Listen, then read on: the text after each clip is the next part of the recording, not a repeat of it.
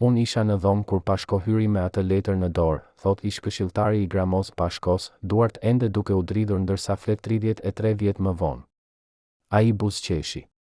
Buzëqeshte si dikush që sapo kishte fituar lotarin. Na tha, Amerika do të na japë gjithçka. Çdo gjë që na duhet për të ndërtuar Shqipërinë e re. Një çek të bardhë, tha ai. Një çek pa limit. Por kur e pyeta se ku ishte ky çek, ai vetëm buzëqeshi dhe tha, është në rrugë. Çfarë dinte ky njeri që ne nuk e dim? Çfarë pa ai në atë dhomë që e bëri të besonte në një premtim që do të shndërrohej në legjendën më të madhe financiare të Shqipërisë postkomuniste?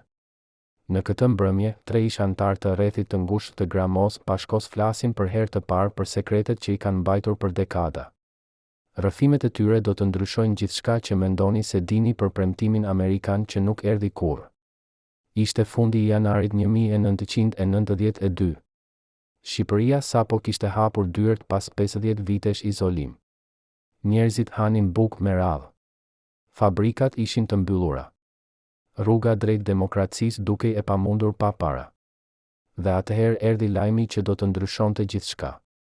Gramos Pashko, zëvendës kryeministri i ri, njoftoi se Amerika kishte premtuar mbështetje financiare masive. Jo një kredi të thjeshtë. Jo një ndihmë simbolike. Por një çek të bardhë, një premtim pa kufi për të ndërtuar Shqipërinë e re. Lajmi u përhap si zjarr. Njerëzit filluan të shpresonin. Politikanët filluan të planifikonin. Ekonomistët filluan të llogaritnin. Por askush nuk pyeti pyetjen më të rëndësishme, a ekzistonte vërtet ky çek? Në arkivat e Departamentit Amerikan të Shtetit ekziston një dosje me kodin ALBFIN 92003. Kjo dosje përmban korrespondencën midis Tiranës dhe Washingtonit për periudhën janar-mars 1992. Në këtë dosje nuk ka asnjë dokument që përmend një çek të bardhë. Nuk ka asnjë premtim për fonde të pakufizuara. Ekziston vetëm një letër standarde nga Departamenti i Shtetit që konfirmon gatishmërinë për të diskutuar mundësinë e ndihmës ekonomike. Një letër diplomatike rutinë. Asgjë më shumë. Por si u shndërrua kjo letër në legjendën e çekut të bardhë? Kush e krijoi këtë mit? Dhe më e rëndësishmja, pse Gramos Pashko vazhdoi ta mbrojë këtë histori e deri në vdekje? Ish ministri i ekonomisë që punonte ngushtë me Pashkon në atë periudhë, rrëfen një version tjetër të ngjarjeve. Ne ishim në Washington në shkurt 1992, thot ai duke kërkuar anonimitetin. Takuam zyrtar të Departamentit të Shtetit, përfaqësues të Bankës Botërore, senator amerikan. Të gjithë ishin të sjellshëm. Të gjithë premtonin mbështetje. Por askush nuk foli për një çek të bardhë. Askush nuk premtoi fonde pa kushte. Kur u kthyem në Tiranë, Pashko organizoi një konferencë për shtyp. Dhe atje, para gazetarëve, ai tha fjalët që do të ndryshonin gjithçka. Amerika na ka dhënë një çek të bardhë. Unë u ngrita nga karriga. Doja ta ndërpresja. Por ai më shikoi me një vështrim që thoshte, mos fol. Dhe unë heshta. Pse heshti? Çfarë e detyroi këtë njeri të mbante një sekret kaq të rëndësishëm për 30 vjet? Në javët që pasuan, Shqipëria u mbush me shpresa. Njerëzit filluan të flasin për projekte të mëdha. Rrugë të reja. Fabrika moderne. Spitale me pajisje perëndimore. Qeveria filloi të hartoi plane ambicioze. Pashko u bë heroi i momentit. Njeriu që solli premtimin amerikan. Njeriu që do të shpëtonte Shqipërinë nga varfëria. Por në kulise, diçka tjetër po ndodhte. Zyrtarët amerikanë në Tiranë filluan të merrnin telefonata nga gazetarë shqiptarë. A është e vërtet për çekun e bardhë, pyesnin ata. Ambasada amerikane nuk dinte çfarë të përgjigjej. Nuk kishte asnjë çek të bardhë. Nuk kishte asnjë premtim të tillë. Por si mund ta mohonin publikisht pa e turpëruar qeverinë e re shqiptare? Si mund ta korrigjonin keqkuptimin pa shkaktuar një krizë diplomatike? Dokumentet e deklasifikuara nga SAI tregojnë se Agjencia Amerikane e Inteligjencës ishte shumë e shqetësuar për situatën. Në një raport të datës 10 mars 1992, një analist shkruan, zëvendës kryeministri shqiptar ka krijuar pritshmëri të paralizueshme tek popullsia. Kur këto pritshmëri të dështojnë, pasojat mund të jenë katastrofike për stabilitetin e vendit. Rekomandojmë që Departamenti i Shtetit të sqarojë publikisht natyrën e vërtetë të mbështetjes amerikane. Por kjo sqarim nuk erdhi kurrë. Pse? Sepse në mars 1992, Washingtoni kishte prioritete të tjera. Bashkimi Sovjetik sapo ishte shpërbër. Jugoslavia po shkatërrohej. Shqipëria ishte një vend i vogël në periferi të Evropës. Askush nuk donte të humbas kohë duke korrigjuar keqkuptimet e një politikani shqiptar. Dhe kështu, miti vazhdoi të rritet. Por çfarë ndodhi me paratë e vërteta? Sepse Amerika vërtet dërgoi ndihmë në Shqipëri në vitet 1992 deri 1995. Jo një çek të bardhë, por programe konkrete me buxhete të përcaktuara. Gjithsej rreth $150 milion në 4 vjet. Para të konsiderueshme për një vend të vogël.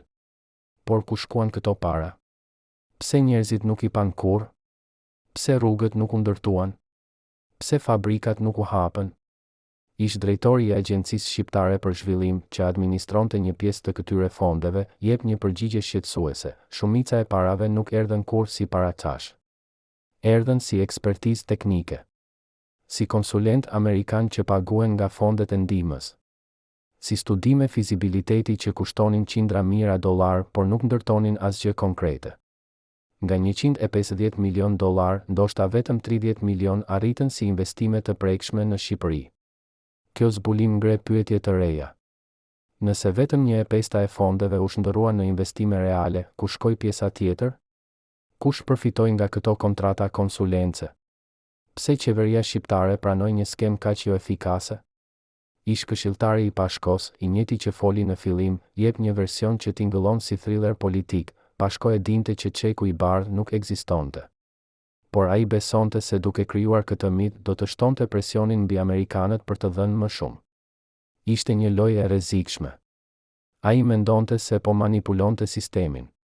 Por në të vërtetë, sistemi po e manipulonte atë. Amerikanët e lanë të fliste. E lanë të premtonte. Sepse sa më shumë ai premtonte, aq më shumë qeveria shqiptare do të varrej nga mbështetja perëndimore. Dhe kjo varësi ishte pikërisht ajo që Washingtoni donte. A ishte Gramos Pashko një vizionar që u keqkuptua, apo një manipulator që mashtroi një kom të tërë? A ishte çeku i bardhë një gënjeshtër e qëllimshme, apo një keqkuptim që doli jashtë kontrollit?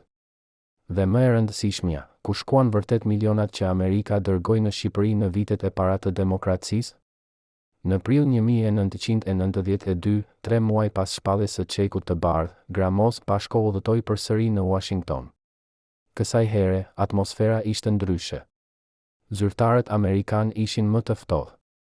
Takimet ishin më të shkurtra. Në një darkë private me një zëvendësministër amerikan, Pashko u pyet drejt për drejt: "Zë Pashko, në Tiranë po flitet për një çek të bardhë që ne supozohet ju kemi dhënë. Mund të sqaroni se çfarë keni thënë saktësisht?" Sipas një personi që ishte prezent në atë darkë, Pashko u skuq. Për një moment humbi fjalët. Pastaj tha: "Ishte një mënyrë për t'i shpjeguar popullit shqiptar se Amerika është partneri ynë kryesor.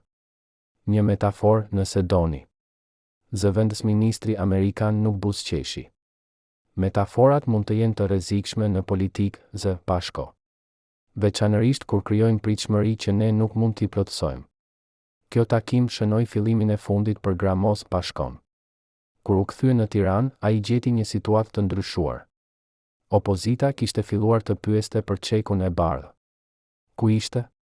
Kur do të vinte? Pse njerëzit nuk po shihnin asnjë ndryshim? Gazetarët filluan të hetonin. Disa prej tyre shkuan në ambasadën amerikane dhe kërkuan konfirmim. Ambasada, e vendosur në një pozitë të vështirë, dha një deklaratë të kujdesshme: Shtetet e Bashkuara janë të angazhuara për të mbështetur tranzicionin demokratik të Shqipërisë përmes programeve të ndryshme të ndihmës. Megjithatë, nuk kemi bërë asnjë premtim për fonde të pakufizuara. Ishte një mohim diplomatik. I butë, por i qartë. Çeku i bardhë nuk ekzistonte. Reagimi publik ishte i menjëhershëm dhe i ashpër. Njerëzit u ndjen të mashtruar. Partitë opozitare e akuzuan Pashkon për gënjeshtër. Mediat filluan të flasin për mashtrimin e madh amerikan. Por Pashko nuk u tërhoq. Në një konferencë për shtyp të datës 25 prill 1992, ai tha: "Unë nuk kam gënjur kur popullin shqiptar. Kur fola për një çek të bardhë, fola për angazhimin e Amerikës për të na mbështetur pa kushte. Ky angazhim ekziston. Parat po vinë. Por duhet kohë. Duhet durim." Ishte një mbrojtje e zgjuar. Ai nuk mohoi se kishte përdorur termin çek i bardhë, por e ridefinoi atë. E bëri një koncept abstrakt, jo një premtim konkret. Dhe për një kohë, kjo strategji funksionoi. Por brenda qeverisë, tensionet po rriten. Kryeministri Aleksandr Meksi ishte i shqetësuar. Ai e thiri Pashkon në një takim privat dhe i tha: "Gramoz, ti po na vën në një pozitë të pamundur. Amerikanët po na telefonojnë çdo ditë. Ata janë të irrituar. Nëse vazhdon kështu, do të humbasim mbështetjen e tyre." Pashko u përgjigj: "Nëse ndaloj së foluri për mbështetjen amerikane, opozita do të na akuzojë se kemi dështuar. Njerëzit duhet të besojnë se ka shpresë. Pa këtë besim, demokracia do të dështojë." Ishte një dilemë e vërtetë. Si mund të menaxhoje pritshmëritë e një populli që kishte vuajtur 50 vjet pa krijuar iluzione të rrezikshme? Në maj 1992 ndodhi diçka që ndryshoi gjithçka. Banka Botërore dërgoi një mision në Tiranë për të vlerësuar nevojat ekonomike të Shqipërisë. Misioni ishte i drejtuar nga një ekonomist italian me përvojë në vendet postkomuniste. Pas 2 javësh hetimesh, ai shkroi një raport që ishte shkatërrues. "Qeveria shqiptare ka pritshmëri të paralizueshme për ndihmën ndërkombëtare", shkruante ai. "Zyrtarët besojnë se perëndimi do t'u jap fonde masive pa kushte. Kjo perceptim është i rrezikshëm dhe duhet korrigjuar menjëherë. Ne rekomandojmë që donatorët ndërkombëtar të jenë shumë të qartë për kufizimet e ndihmës së tyre." Ky raport u shpërnda në të gjitha kancellaritë perëndimore. Dhe në Washington, dikush vendosi se ishte koha për të vënë pikat mbi. Në qershor 1992, Departamenti Amerikan i Shtetit ftoi Gramoz Pashkon për një takim urgjent dhe konfidencial. Pashko shkoi duke menduar se do të diskutonte projekte të reja. Por kur hyri në dhomë, gjeti një atmosferë glaciale. 3 zyrtarë amerikan ishin ulur në njërin anë të tavolinës. Asnjë buzëqeshje. Asnjë dorëzim i ngrohtë. Zyrtari më i lartë, një nënsekretar i Departamentit të Shtetit, shkoi direkt në temë: "Zë Pashko, ne kemi një problem. Ju keni krijuar një narrativ në Shqipëri që ne nuk mund ta mbështesim. Nuk ka asnjë çek të bardhë. Nuk ka asnjë premtim për fonde të pakufizuara. Ju duhet ta sqaroni këtë publikisht, ose ne do të detyrohemi ta bëjmë ne." Ishte një ultimatum. I qartë dhe i ashpër. Sipas një burimi që ishte prezent në atë takim, Pashko u përpoq të mbrojë. "Unë nuk kam thënë kurrë se ka një çek fizik", argumentoi ai. "Kam folur për një angazhim politik, për një partneritet strategjik." Por amerikanët nuk ishin të bindur. "Fjalët kanë rëndësi, zë Pashko", tha nënsekretari. "Dhe fjalët tuaja kanë krijuar pritshmëri që po dëmtojnë marrëdhëniet tona. Ju keni 2 zgjedhje, ose sqaroni situatën, ose ne do ta bëjmë." Pashko kërkoi kohë për të menduar. Por amerikanët ishin të vendosur. "Ju keni 1 javë", thanë ata. "Pas 1 jave, ne do të lëshojmë një deklaratë publike që sqaron natyrën e vërtetë të ndihmës sonë." Ishte një krizë. Dhe Pashko e dinte që karriera e tij politike varri nga ajo që do të bënte më pas. Kur u kthye në Tiranë, Pashko thiri një takim urgjent me këshilltarët e tij më të besuar.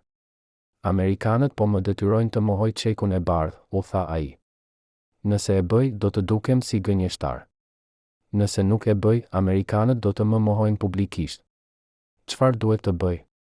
Dhoma ishte e heshtur. Askush nuk donte të fliste.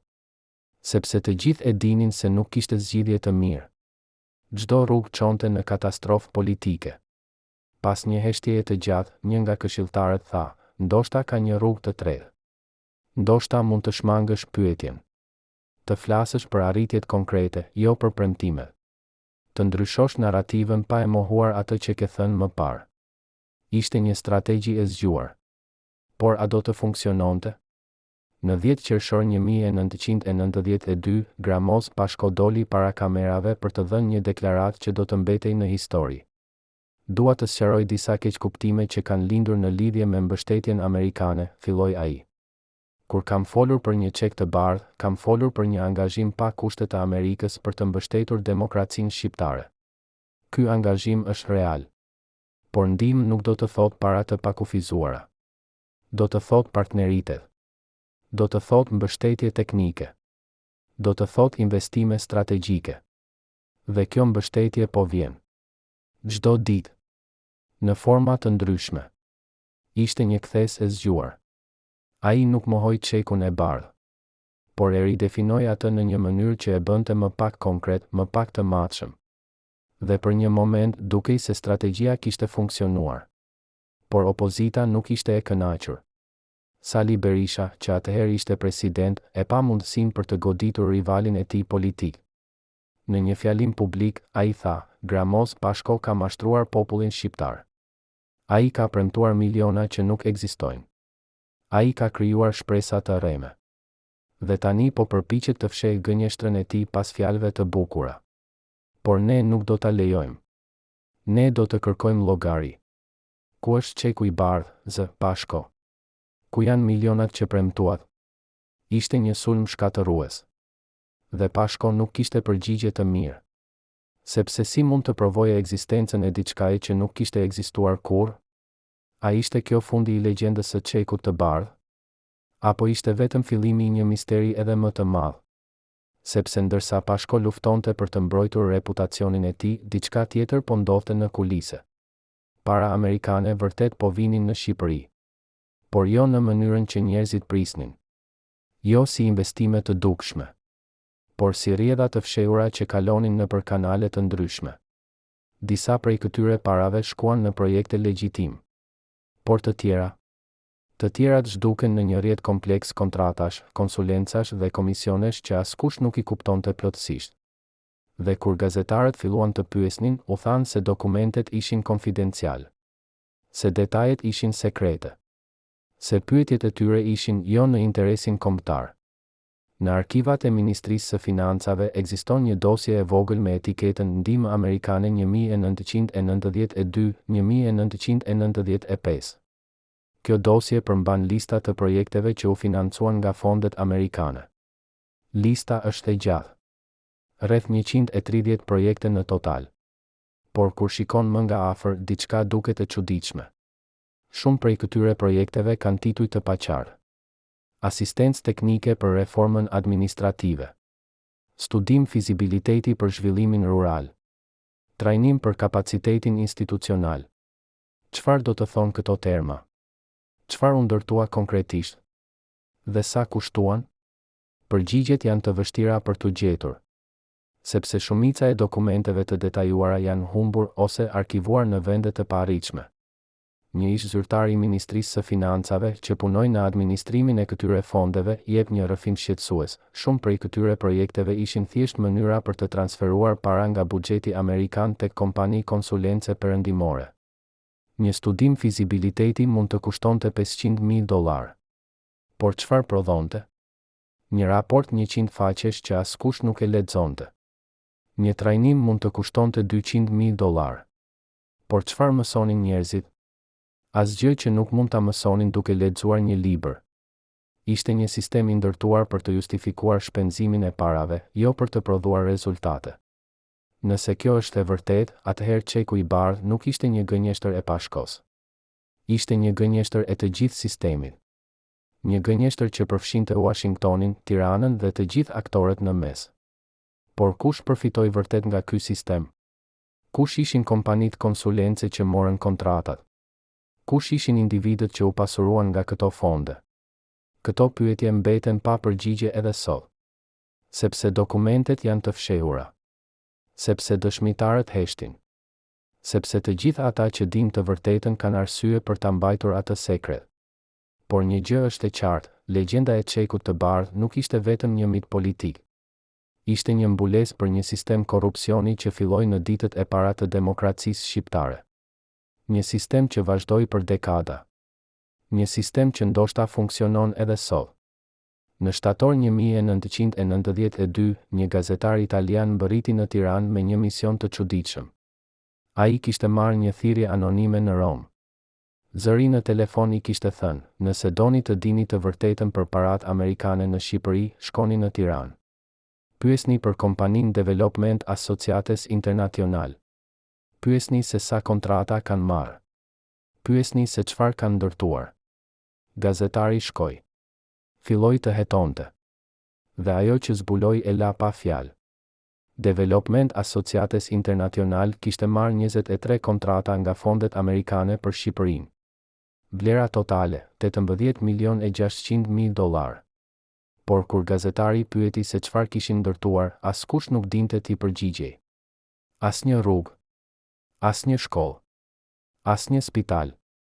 Vetëm raporte. Vetëm studime. Vetëm asistencë teknike. Ku shkuan $18 milion? Kush mori këto para? Dhe pse askush në Shqipëri nuk po bënte pyetjet e duhura? Gazetari italian publikoi artikullin e tij në tetor 1992. Titulli ishte Il mistero dell'assegno bianco, dove sono finiti I milioni americani in Albania? Artikulli shkaktoi një skandal në Itali. Por në Shqipëri, heshtje totale. Asnjë gazetë shqiptare nuk e ripublikoi artikullin. Asnjë politikan nuk komentoi. Asnjë zyrtar nuk kërkoi hetim. Ishte sikur artikulli nuk ekzistonte. Kur gazetari italian u kthye në Tiranë për të hetuar më tej, u prit në aeroport nga 2 burra që pretenduan se ishin nga Ministria e Brendshme. Ju këshillojmë të mos vazhdoni hetimet tuaja, I thanë ata. Për sigurinë tuaj. Gazetari u largua nga Shqipëria ditën e nesërme. Dhe nuk u kthye kurrë. Por historia nuk mbaroi atje. Sepse dikush tjetër kishte filluar të bënte pyetje. Një ekonomist shqiptar që kishte studiuar në Amerikë dhe ishte kthyer për të ndihmuar vendin e tij. Ai kishte qenë I entuziazmuar për premtimin amerikan. Kishte besuar në çekun e bardhë. Por kur filloi të punonte në Ministrinë e Ekonomisë, pa diçka që e shqetësoi thellësisht. Fondet amerikane po vinin. Por po shkonin në vende të çuditshme. Kontrata pas kontrate jepeshin tek kompani që askush nuk I kishte dëgjuar. Konsulent që paguen $10.000 në muaj për të këshilluar zyrtar shqiptar që fitonin $50. Studime që kushtonin sa ndërtimi I një shkolle të tërë.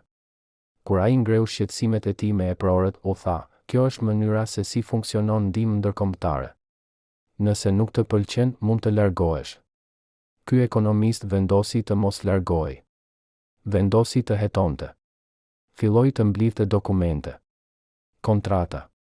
Fatura. Raporte financiare.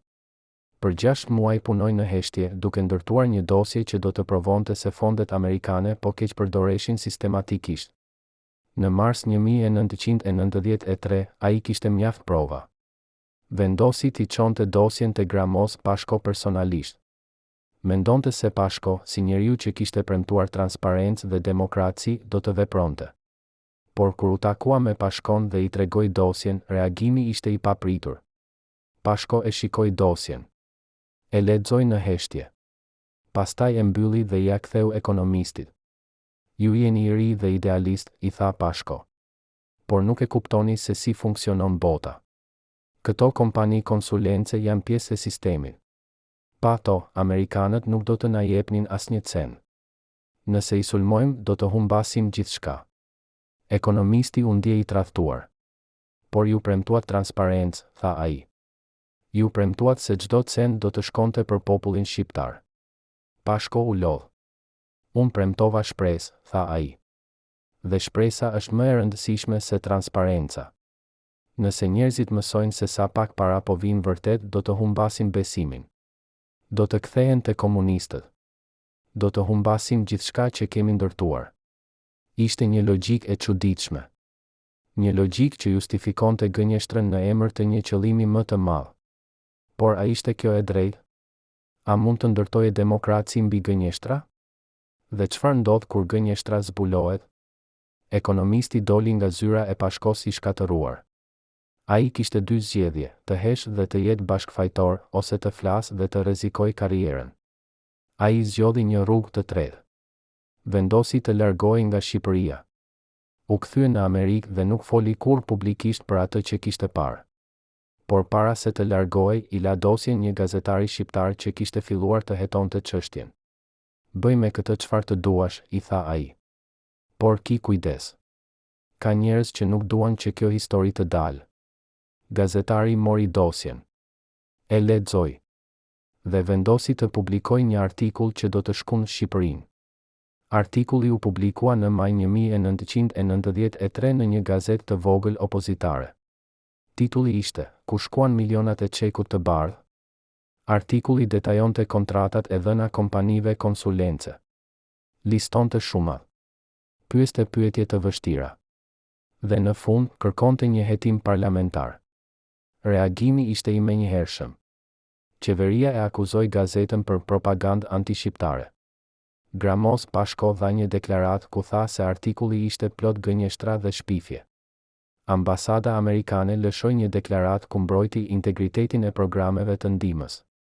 Dhe brenda një jave, gazetari që kishte shkruar artikullin u shkarkua nga puna. Arsyeja zyrtare, cilësi e dobët e punës. Arsyeja e vërtetë? Të gjithë e dinin, por askush nuk guxonte ta thoshte. Por artikulli kishte mbjellë dyshime. Njerëzit filluan të pyesin. Deputet opozitar filluan të kërkojnë dokumente. Dhe në qershor 1993, Parlamenti Shqiptar votoi për të krijuar një komision hetimor për të shqyrtuar përdorimin e fondeve të huaja. Ishte një fitore për transparencën. Ose të paktën dukej kështu. Por kur komisioni filloi punën, u përball me mure. Dokumentet ishin konfidenciale. Dëshmitarët nuk mund të gjendeshin. Zyrtarët amerikan nuk mund të jepnin informacion për arsye sigurie. Pas 3 muajsh pune, komisioni publikoi një raport që nuk thoshte pothuajse asgjë. Konkluzioni, nuk u gjetën prova të keqpërdorimit sistematik të fondeve, por rekomandohet transparencë më e madhe në të ardhmen. Ishte një mbyllje e çështjes. Ose të paktën kështu dukej. Por në kulise, diçka tjetër po ndodhte. Sepse ndërsa komisioni hetimor po dështonte, një grup gazetarësh investigativ nga Amerika kishte filluar të hetonte nga ana e tyre. Ata kishin marrë informacion për kontratat e dhëna kompanive amerikane në Shqipëri. Dhe ajo që gjetën ishte shqetësuese. Shumë prej këtyre kompanive kishin lidhje të ngushta me zyrtar të Departamentit të Shtetit. Disa prej tyre ishin themeluar vetëm pak muaj para se të merrnin kontratat e para në Shqipëri. Dhe pothuajse të gjitha kishin një gjë të përbashkët, kishin lobistë të fuqishëm në Washington që siguronin se ato do të merrnin pjesën e tyre nga fondet e ndihmës. Një nga këta gazetar, një grua me përvojë në hetimin e korrupsionit ndërkombëtar, zbuloi diçka edhe më shqetësuese. Një nga kompanitë më të mëdha që kishte marrë kontrata në Shqipëri kishte në bordin e saj një ish-zëvendësministër të Departamentit të Shtetit. Ky person kishte qenë në detyrë kur ishin miratuar programet e para të ndihmës për Shqipërinë. Dhe vetëm 6 muaj pas largimit nga detyra, ai ishte bërë antar I bordit të kësaj kompanie. Ishte një konflikt interesi I qartë. Por a ishte ilegal? Jo sipas ligjeve amerikane. Ishte thjesht praktik standarde në botën e ndihmës ndërkombëtare. Një sistem ku zyrtarët qeveritar hapnin dyert për kompani private dhe pastaj shpërblenin me pozicione lukrative kur largoheshin nga detyra. Gazetarja publikoi artikullin e saj në shtator 1993 në një gazetë të madhe amerikane. Artikulli shkaktoi një debat të ashpër në Washington. Disa senatorë kërkuan hetim.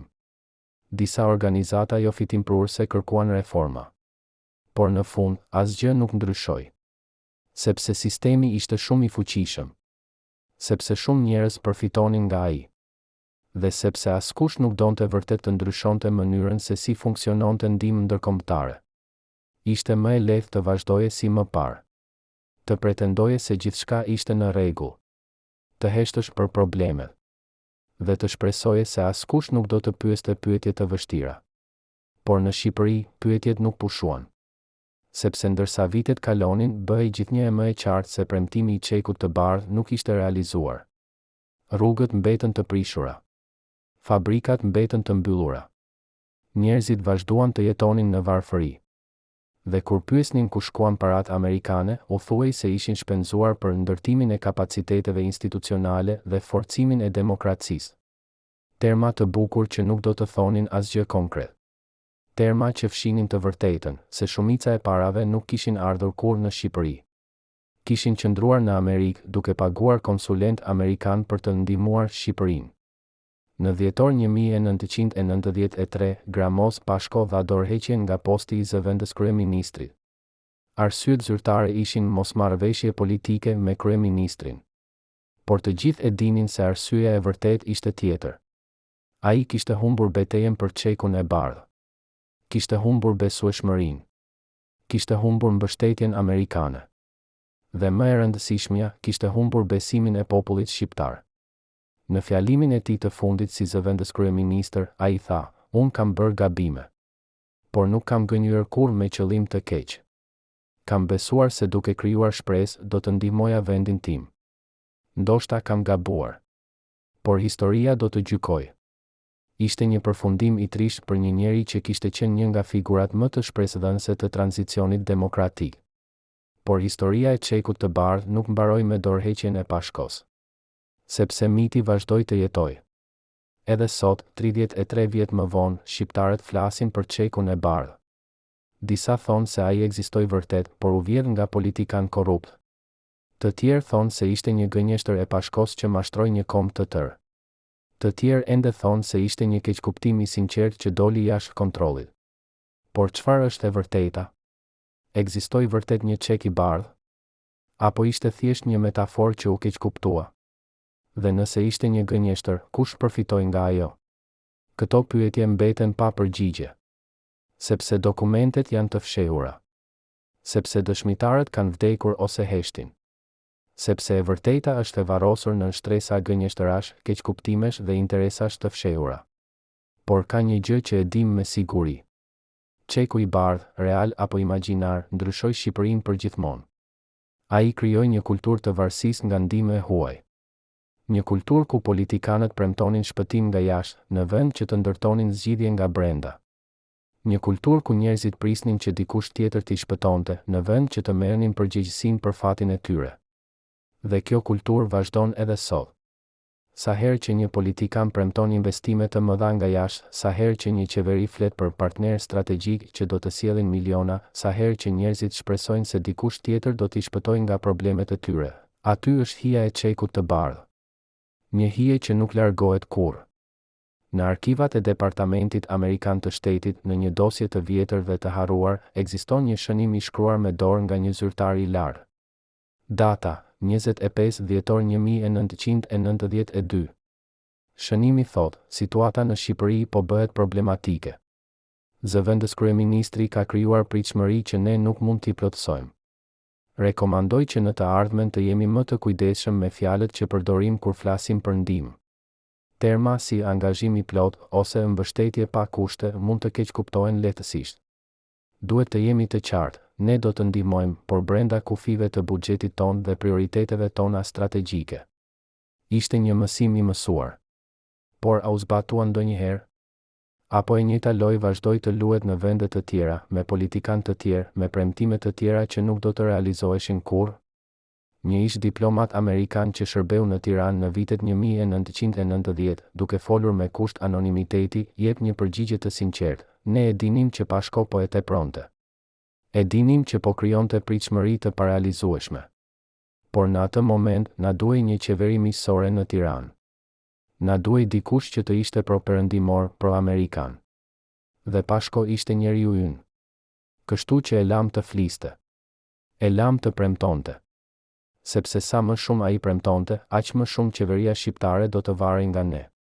Dhe kjo varësi ishte pikërisht ajo që ne donim. Ishte cinike? Po. Por kjo është mënyra se si funksionon politika ndërkombëtare. Idealizmi është për diskurset publike. Realpolitik është për dhomën e pasme. Kjo rrëfim na çon te një pyetje më e madhe: a ishte çeku i bardhë një gënjeshtër e Gramos Pashkos, apo një gënjeshtër e të gjithë sistemit? A ishte ai një manipulator që mashtroi popullin e tij, apo një idealist naiv që u manipulua nga forca më të mëdha se ai? Dhe nëse ishte një viktim, a justifikon kjo faktin që ai vazhdoi të mbrojë gënjeshtrën edhe kur e dinte të vërtetën? Këto janë pyetje që nuk kanë përgjigje të lehta. Sepse e vërteta, si gjithmonë, është më komplekse se sa duket. Pashko nuk ishte as hero i pastër, as villajn i plodh. Ishte një njeri i kapur midis idealeve të tij dhe realitetit brutal të politikës postkomuniste. Një njeri që bëri zgjedhje të vështira në kohë të vështira. Dhe si të gjithë ne, pagoi çmimin për ato zgjedhje. Por çmimi më i madh u pagua nga populli shqiptar. Sepse çeku i bardh, real apo imagjinar, la një trashëgimi të hidhur. Krijoi një brez që mësoi të mos besojë në premtimet politike. Krijoi një kulturë ku cinizmi zëvendësoi shpresën. Krijoi një shoqëri ku njerëzit presin gjithmonë të mashtrohen dhe kështu nuk befasohen kur ndodh. Dhe ndoshta kjo është tragjedia më e madhe e çekut të bardh, jo se ishte një gënjeshtër, por se mësoi një kombë të tërë se gënjeshtra është normale. Se premtimet janë bërë për t'u thyer. Se politikanët janë bërë për të mashtruar. Dhe se e vetmja mënyrë për të mbijetuar është të mos besosh askën. A mund të kishte qenë ndryshe? A mund të kishte Pashko thënë të vërtetën që në fillim? A mund të kishte ai qenë i sinqert për kufizimet e ndihmës amerikane? Ndoshta. Por ndoshta atëherë nuk do të kishte pasur shpresë. Ndoshta njerëzit do të kishin rënë në dëshpërim. Ndoshta demokracia do të kishte dështuar para se të fillonte. Kjo është dilema e vërtetë e çekut të bardh, midis gënjeshtrave që japin shpresë dhe të vërtetave që sjellin dëshpërim. Çfarë zgjedh një lider? Çfarë është më e rëndësishme, sinqeriteti apo stabiliteti? E vërteta apo shpresa? Këto janë pyetje që çdo lider i një vendi në tranzicion duhet t'i përballojë. Dhe nuk ka përgjigje të lehta. Në janar 1994, një bankier zviceran mbërriti në Tiranë me një çantë të vogël lëkure dhe një sekret që mund të shkatëronte reputacionin e gjithë klasës politike shqiptare. Ai kishte punuar për një bankë private në Gjenevë që menaxhonte llogari për klient nga Ballkani. Dhe në librat e tij kishte gjetur diçka të çuditshme, transferta të mëdha parash nga llogari amerikane drejt llogarive personale të zyrtarëve shqiptar. Jo llogari qeveritare. Jo llogari institucionale, por llogari private. Shumat nuk ishin gjigante, nga 50.000 deri në $200.000 për transfer. Por frekuenca ishte shqetësuese, çdo muaj për 2 vjet me radhë. Kush po dërgonte këto para? Pse po shkonin në llogari private? Dhe çfarë lidhje kishin me fondet e famshme të ndihmës amerikane? Bankieri kishte ardhur në Tiranë për të gjetur përgjigje. Por ajo që gjeti ishte një rrjet kaq kompleks saqë edhe ai, me 30 vjet përvojë në financa ndërkombëtare, nuk arrinte ta kuptonte plotësisht. Bankieri filloi të takojë me zyrtar të Bankës së Shqipërisë. Tregoi dokumente. Bëri pyetje. Por reagimi ishte i ftohtë. Këto janë çështje private, i thanë ata. Ne nuk mund të komentojmë për llogari individuale. Ai shkoi te Ministria e Financave. E njëjta përgjigje. Shkoi te prokuroria. Atje, një prokuror i ri duke i interesuar. Mori kopje të dokumenteve. Premtoi se do të hetonte. Por një javë më vonë, kur bankieri u kthye për të ndjekur çështjen, prokurori nuk ishte më në zyrë. Ishte transferuar në një pozicion tjetër. Dhe dokumentet? Humbur gjatë transferimit të dosjeve. Ishte një mesazh i qartë, mos pyet më. Por bankieri nuk ishte tipi që dorëzoi lehtë. Ai vendosi të shkonte më lart. Vendosi të kërkonte takim me vetë presidentin Berisha. Takimi u organizua për shkak të lidhjeve që bankieri kishte me qarqe financiare perëndimore. Berisha e priti në zyrën e tij presidenciale. Ishte i sjellshëm, por i kujdesshëm. Bankieri i tregoi dokumentet. I shpjegoi rrjedhjen e parave. Dhe në fund pyeti drejt për drejt, "Zë president, këto transferta po vijnë nga llogari që lidhen me programe të ndihmës amerikane. A jeni të vetëdijshëm për këtë?" Berisha e shikoi për një kohë të gjatë. Pastaj tha diçka që bankieri nuk e kishte pritur, "Ju jeni një njeri i ndershëm. Por nuk e kuptoni se si funksionon ky vend. Këto para janë kompensime legjitim për shërbime konsulence. Njerëzit që i marrin kanë punuar për të sjellë investime në Shqipëri. Meritojnë të paguen." Ishte një shpjegim që tingëllonte logjik. Por diçka nuk shkonte. Sepse nëse ishin pagesa legjitim, pse bëheshin nëpërmjet llogarish private? Pse nuk kalonin nëpër kanalet zyrtare? Bankieri u largua nga takimi i pasigurt. Kishte dy zgjedhje, të pranonte shpjegimin zyrtar dhe të kthehej në Zvicër, ose të vazhdonte të hetonte dhe të rrezikonte diçka më shumë se karrierën. Ai zgjodhi një rrugë të mesme. Vendosi të shkruante një raport të detajuar për bankën e tij në Gjenevë, duke rekomanduar që të gjitha llogaritë e lidhura me Shqipërinë të monitoroheshin më nga afër. Raporti u dërgua. Dhe për 2 javë, asgjë nuk ndodhi. Pastaj, në një mëngjes shkurti, bankieri mori një telefonat nga drejtori i tij në Gjenevë. Duhet të flasim, tha drejtori. Menjëherë. Kur bankieri u kthye në Zvicër, gjeti një situatë të ndryshuar. Drejtori ishte i tensionuar. Raporti yt ka shkaktuar probleme, tha ai. Kemi marrë telefonata nga Washingtoni. Nga njerëz shumë të lartë. Na kanë kërkuar të mbyllim hetimin. Por pse, pyeti bankieri. Nëse ka korrupsion, nuk duhet ta raportojmë. Drejtori u lodh. Dëgjo, tha ai. Këto programe ndihmash janë më komplekse se sa mendon. Ka shumë interesa të përfshira. Kompani amerikane. Zyrtar qeveritar. Politikan lokal. Të gjithë marrin pjesën e tyre. Kjo është mënyra se si funksionon sistemi. Nëse ne fillojmë të bëjmë pyetje, do të humbasim klient. Do të humbasim kontrata. Do të humbasim para. A e kupton? Bankieri e kuptoi. Kuptoi se kishte zbuluar diçka që nuk duhej zbuluar. Kuptoi se kishte hyrë në një lojë ku rregullat nuk ishin ato që ai mendonte. Dhe kuptoi se nëse donte të mbijetonte në këtë botë, duhej të mësonte të heshtë. Por historia e bankerit zviceran nuk ishte e vetmja. Sepse në të njëjtën kohë, në Washington, diçka tjetër po ndodhte. Një auditore e zyrës së llogaridhënies së qeverisë amerikane kishte filluar të shqyrtonte programet e ndihmës për Shqipërinë. Ishte një auditim rutin. Asgjë e veçantë. Por kur filloi të shikonte shifrat, gjeti anomali. Kontrata që ishin dhënë pa tender konkurrues. Pagesa që të i kalonin normat standarde. Shpenzime që nuk ishin dokumentuar siç duhej. Ajo shkroi një raport preliminar duke ngritur këto shqetësime. Dhe pastaj, papritur, u largua nga projekti. Arsye personale, than eprorët e saj. Por kolegët e saj dinin të vërtetën, ajo kishte gjetur diçka që nuk duhej gjetur. Dhe dikush, diku, kishte vendosur se ishte koha për ta ndaluar. Këto dy histori, e bankerit zviceran dhe e auditores amerikane, tregojnë një të vërtetë shqetësuese. Çeku i bardhë nuk ishte thjesht një gënjeshtër politike. Ishte pjesë e një sistemi më të madh. Një sistem ku ndihmë ndërkombëtare përdorej si mbulesë për transferimin e pasurisë nga taksapaguesit perëndimor tek një klasë e re oligarkësh në vendet postkomuniste. Një sistem ku politikanët lokal luanin rolin e ndërmjetësve duke marrë pjesën e tyre për të lehtësuar rrjedhjen e parave. Një sistem ku institucionet perëndimore, banka, kompani konsulence, agjenci qeveritare bashkëpunonin në heshtje sepse të gjithë përfitonin. Dhe kur dikush përpiqej të zbulonte të vërtetën, sistemi e largonte atë. Jo me dhunë. Jo me kërcënime të hapura. Por me presion të butë, me telefonata nga njerëz të fuqishëm, me këshilla miqësore për të mos vazhduar.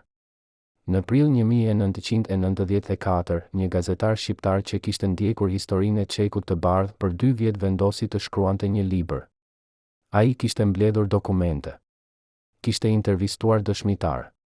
Kishte gjetur prova që lidhen fondet amerikane me llogari private. Kishte zbuluar emra. Kishte gjetur shifra. Dhe kishte një narrativ që do të shpjegonte gjithçka, se Çeku i bardhë ishte një operacion i planifikuar për të krijuar një klasë të re politike në Shqipëri që do të ishte e varur nga perëndimi. Se Gramos Pashko nuk ishte as hero as villajn, por një mjet në duart e forcave më të mëdha. Se parat kishin ardhur, por kishin shkuar në xhepat e gabuar. Dhe se e gjithë historia ishte një mësim për atë që ndodh kur një vend i vogël përpiqet të luajë në lidhje të mëdha. Gazetari i dërgoi dorëshkrimin të 3 shtëpi botuese në Tiranë. Të 3 e refuzuan. Shumë kontroverse, than ata. Mund të shkaktoj probleme ligjore. Ai provoi shtëpi botuese në Itali. E njëjta përgjigje. Në Greqi. E njëjta. Në fund, një shtëpi e vogël botuese në Gjermani pranoi ta botonte. Por me një kusht, emrat e personave të gjallë duhej të fshiheshin. Vetëm inicialet. Vetëm aluzione. Asgjë që mund të përdorej në gjykatë. Gazetari pranoi. Libri u botua në shtator 1994. 500 kopje. Në gjermanisht. Për një audiencë që nuk e njihte Shqipërinë dhe nuk e kuptonte kontekstin. Libri u shit keq. Asnjë gazetë e madhe nuk e recensoi. Asnjë politikan nuk e komentoi. Ishte sikur nuk ekzistonte. Dhe ndoshta kjo ishte pikërisht qëllimi, jo ta ndaloje publikimin, por ta bëje të parëndësishëm. Por disa kopje të librit arritën në Shqipëri. U lexuan nga njerëz që kishin jetuar historinë. Dhe për ta, libri konfirmoi atë që kishin dyshuar gjithmonë, se çeku i bardhë ishte një mashtrim. Jo një mashtrim i thjeshtë, por një mashtrim i sofistikuar që përfshinte shumë aktorë në shumë vende. Një mashtrim që kishte funksionuar sepse të gjithë kishin pasur arsye për ta mbajtur atë sekret. Politikanët shqiptar sepse kishin përfituar personalisht. Zyrtarët amerikanë sepse kishin arritur qëllimet e tyre strategjike. Kompanitë konsulence sepse kishin fituar miliona. Dhe mediat sepse nuk kishin pasur as burimet as guximin për të hetuar një histori kaq komplekse. Në dhjetor 1994, Gramos Pashko dha një intervistë të rrallë për një revistë kulturore. Ishte larguar nga politika aktive. Ishte bërë profesor universiteti. Duke i lodhur, por i qetë. Kur u pyet për çekun e bardhë, ai buzëqeshi me trishtim. E dini çfarë është ironia, tha ai. Unë besoja vërtet se Amerika do të na ndihmonte. Besoja se Perëndimi kishte një interes të vërtet për të parë Shqipërinë të suksesshme. Isha naiv. Por naiviteti im krijoi një mit që ishte më i fuqishëm se realiteti. Dhe ky mit për një kohë i dha shpresë njerëzve. A ishte kjo e keqe? Nuk e di më.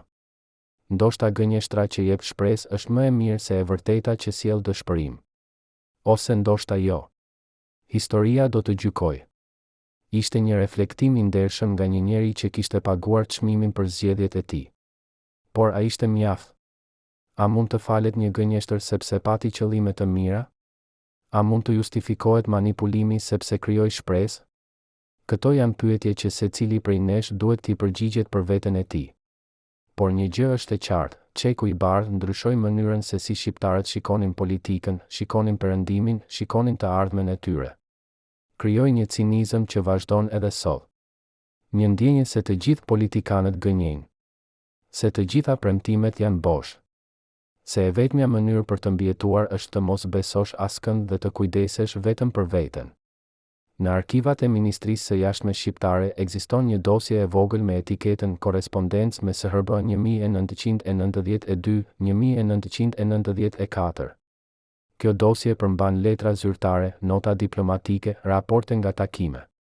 Por në fund të dosjes ka një zarf i vulosur me shënimin të hapet vetëm pas 50 vitesh. Çfarë përmban ky zarf? Kush e vulosi? Dhe pse duhet të presim deri në vitin 2042 për ta ditur përmbajtjen? Askush nuk e di. Ose më sakt, dikush e di, por nuk flet. Sepse disa sekrete janë shumë të rrezikshme për t'u zbuluar. Disa të vërteta mund të shkatërrojnë reputacione, të rrëzojnë qeveri, të ndryshojnë mënyrën se si e kuptojmë historinë tonë. Por ndërsa presim që ky zarf të hapet, mund të pyesim, a ka rëndësi më? A ndryshon diçka nëse zbulojmë se çeku i bardhë ishte një gënjeshtër e qëllimshme ose një keqkuptim i sinqert? A ndryshon diçka nëse zbulojmë se Pashko ishte një manipulator apo një idealist? Ndoshta jo. Sepse dëmi është bërë. Mësimi është mësuar. Dhe brezi që jetoi atë periudhë e di tashmë të vërtetën në zemrat e tyre, se çeku i bardhë ishte një iluzion. Një iluzion i bukur, ndoshta. Një iluzion i nevojshëm, ndoshta. Por një iluzion megjithatë. Dhe kur iluzionet thyen, lën pas copëza të mprehta që plagosojnë për dekada. A mund të mësojmë diçka nga kjo histori? A mund ta përdorim atë për të ndërtuar një të ardhme më të mirë? Apo jemi të dënuar ta përsërisim të njëjtën gabim, me emra të ndryshëm dhe premtime të reja që nuk do të realizohen kurrë? Këto janë pyetjet që çdo shqiptar duhet t'i bëjë vetes. Sepse çeku i bardhë nuk është vetëm një histori e së kaluarës. Është një paralajmërim për të ardhmen. Një kujtesë se premtimet e mëdha shpesh fshihin të vërteta të vogla. Se shpresa pa bazë në realitet është e rrezikshme. Dhe se e vetmja mënyrë për të ndërtuar një vend të fortë është të bazohesh në punën tënde, jo në premtimet e të tjerëve.